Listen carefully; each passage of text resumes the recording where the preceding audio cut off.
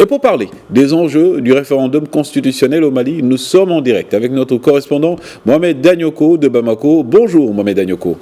Bonjour, bonjour. Alors Mohamed, parlez-nous de l'affluence au niveau des bureaux de vote. Et oui, actuellement, je suis au bureau de vote du président de l'autorité indépendante de gestion des élections. Il vient de passer, il vient d'accomplir son devoir citoyen. Et c'est un centre où 11 000 électeurs sont attendus, mais nous sommes presque à la mi-journée. Et ce n'est pas le grand rush. Les électeurs ne se bousculent pas encore. Et quelque chose qu'on peut constater, en tout cas devant les bureaux de vote, ce sont ces électeurs-là qui viennent munis de leur carte ou de leur carte d'identité et qui ne parviennent pas à retrouver leur nom souvent devant les bureaux de vote. Ça pose un peu de problème ici, en tout cas dans le centre dans lequel je suis. Et on me dit aussi que dans d'autres centres de la capitale, c'est le même scénario. Donc, à part ça, là, en tout cas, où je suis, ce n'est pas le grand rush. Nous sommes presque à la mi-journée. Mais le président du centre, lui, espère que, comme c'est une tradition malienne, que les électeurs viendront vers le petit soir.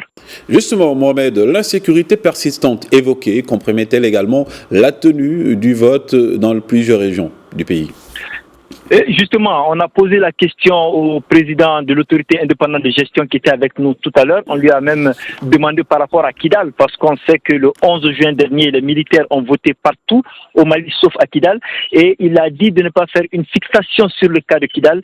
Et je répète ces mots, il a dit que la quasi-totalité des bureaux de vote sont ouverts et que ce soir-là, puisqu'il doit être sur la télévision nationale pour faire le point, l'on saura si effectivement le scrutin a pu se tenir sur toute l'étendue du territoire national. Mais aujourd'hui encore, il faut noter que c'est la question de Kidal qui taraude les esprits. On pose des questions et on attend de voir si, en tout cas, le scrutin pourra se tenir dans cette ville, quand on sait que les groupes armés, les signataires de l'accord de paix, avaient en tout cas dit que le scrutin ne se passera pas à Kidal. Donc c'est aujourd'hui l'enjeu. Mais sinon, dans la capitale, le scrutin est sécurisé et voilà, tout se passe bien.